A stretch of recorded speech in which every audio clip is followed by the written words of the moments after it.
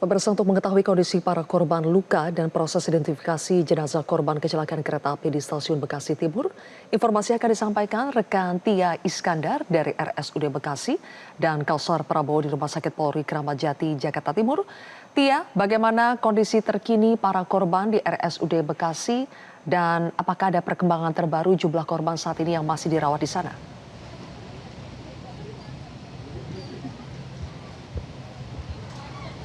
Ya, selamat sore Zilvia dan juga pemirsa. Terkait dengan kondisi korban yang ada di Rumah Sakit Umum Daerah Bekasi saat ini seluruhnya masih dalam perawatan intensif oleh pihak kedokteran Rumah Sakit Umum Daerah Bekasi. Dan berdasarkan data terakhir yang berhasil kami himpun dari pihak rumah sakit, dari total 54 orang korban yang dilarikan ke RSUD Bekasi, 3 orang ini dinyatakan meninggal dunia, sementara untuk 15 orang lainnya sudah dapat pulang ke rumah masing-masing untuk melakukan rawat jalan secara berkala. Dan selain itu juga penanganan secara lebih lanjut masih juga dilakukan terhadap 17 orang korban yang saat ini masih mendapatkan perawatan khusus dan telah ditempatkan di ruang Bougainville untuk dilakukan observasi ketat serta persiapan untuk pelaksanaan tindakan operasi. Dan infonya dari pihak rumah sakit juga tadi mengatakan dari ke-17 orang korban yang saat ini dalam perawatan khusus, 2 diantaranya ini tengah dipersiapkan untuk dalam waktu dekat ini menjalankan tindakan operasi. Dan selain itu juga Zilvia serta permisa dari korban yang ada di RSUD Bekasi, ini juga ada yang berada di IGD. Ini masih dalam pemantauan secara ketat oleh tim dokter dan juga pihak berwenang lainnya. Sementara untuk secara keseluruhan dari Direktur Utama RSUD Bekasi ini menyatakan bahwa kondisi korban yang dilarikan ke sini mayoritas ini mengalami memar-memar di bagian tubuh. Seperti tadi salah satunya kami berbincang dengan salah seorang keluarga yang menyatakan bahwa pihak keluarganya menjadi korban dalam insiden kereta ini, mengalami memar di beberapa bagian wajah seperti bagian mata, hidung dan juga mulut yang hingga saat ini memang masih belum dapat ditemui dan juga masih dalam perawatan lebih lanjut. Dan tadi sekitar pukul 14.20 waktu Indonesia Barat dari Menko Bidang Infrastruktur dan Pembangunan Kewilayahan Agus Harimurti Yudhoyono ini juga sudah berkunjung langsung ke RSUD Bekasi untuk melihat kondisi korban yang ada di sini. Dan tadi dari AHY juga melakukan dialog bersama para korban yang dikatakan bahwa mayoritas korban yang ditemui ini merupakan seorang perempuan yang juga ini mengaku merupakan para pekerja yang memang terbiasa menggunakan moda transportasi KRL.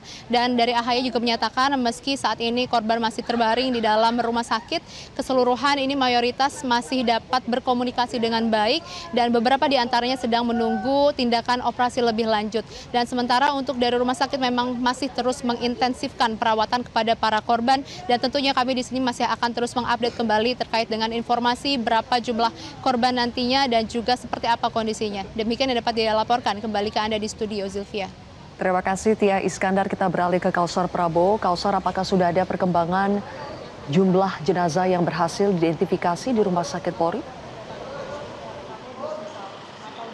Ya, selamat sore Zilvia dan juga pemirsa. Saat ini RS Polri Kramat Jati masih melakukan identifikasi sebanyak 10 kantung jenazah yang diterima oleh RS Polri, di mana 10 ini merupakan korban kecelakaan dari tabrakan kereta api Argo Bromo Anggrek dengan kereta listrik pada Senin malam lalu, di mana pernyataan dari Karumkit, Brigjen Heru Prima menyampaikan bahwa 10 jenazah ini merupakan berjenis kelamin perempuan yang memang kuat dugaan di mana jenazah ini yang berada di gerbong perempuan begitu.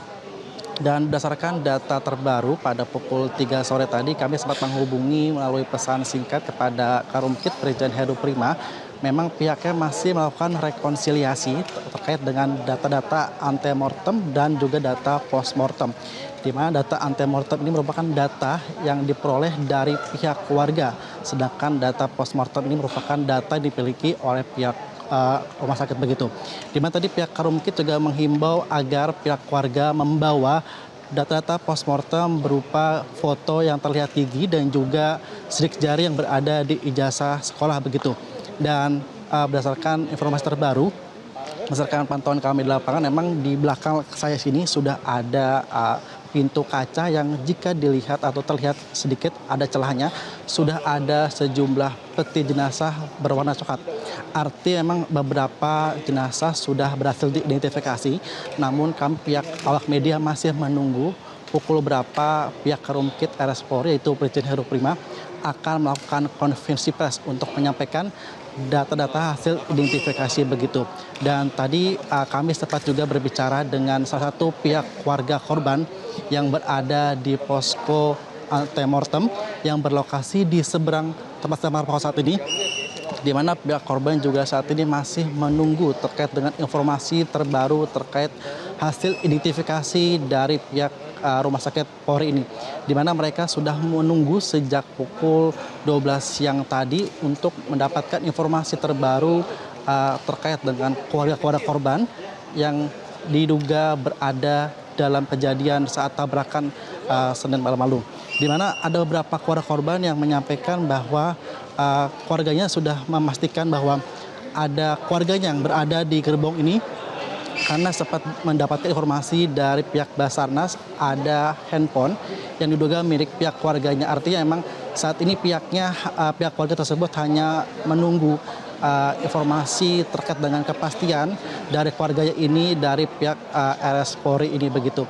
Dan saat ini awak media juga masih tengah bersiap untuk menunggu dan menunggu terkait informasi dari Karomkit RS Polri Brigjen Heru Prima yang akan menyampaikan sejumlah nama-nama yang ada di RS Polri ini. Dan memang RS Polri ini hanya menerima 10 jenazah dari total 15 korban meninggal dunia. Artinya untuk 5 korban meninggal lainnya berada di rumah sakit yang berada di kota Bekasi, sedangkan 10 jenazah itu berada di RS Polri ini. Dan saat ini memang proses identifikasi masih dilakukan dengan mencocokkan data postmortem dan juga data antemortem. Dan tadi kami sempat juga berbicara atau menanyakan informasi karena ada dari pihak Jasara Harja yang sudah berada di lokasi dan nantinya mereka akan memberikan santunan kepada ahli waris berupa uang sebesar 50 juta. Di mana data ini uang itu akan diserahkan bersamaan ketika pihak RS Polri menyerahkan jenazah kepada pihak korban, dan juga nantinya dari pihak Jasa Raja akan menyerahkan uang santunan sebesar 50 juta kepada pihak ahli waris begitu. Dan memang saat ini awak media juga masih menunggu dan bersiap-siap untuk melaksanakan konferensi pers yang memang tidak berlangsung lama, akan digelar begitu. Karena pihak RS Polri juga menyampaikan untuk identifikasi ini memang tidak terlalu lama dibandingkan jika mengidentifikasi korban kebakaran. Meskipun tadi pihak RS Polri yaitu Karomkit Brigjen Heru Prima menyampaikan ada beberapa jenazah yang memang kondisinya sulit diidentifikasi karena beberapa kondisi yang memang terkena benturan keras dari kejadian tabrakan maut malam tadi. Dan juga ada beberapa data jenazah yang memang tidak terdata di Mabes Polri, namun pihak Karomkit RS Polri memastikan akan berupaya secara penuh untuk mengungkap identifikasi dari 10 jenazah korban tabrakan antara Argo Bromo Anggrek dengan kereta listrik pada Senin malam tadi. Artinya dengan upaya yaitu dengan mencocokkan data postmortem dan juga data antemortem. Demikian Zilvia, kembali ke studio. Kausar Prabowo dan sebelumnya Tia Iskandar, terima kasih rekan-rekan atas laporan Anda.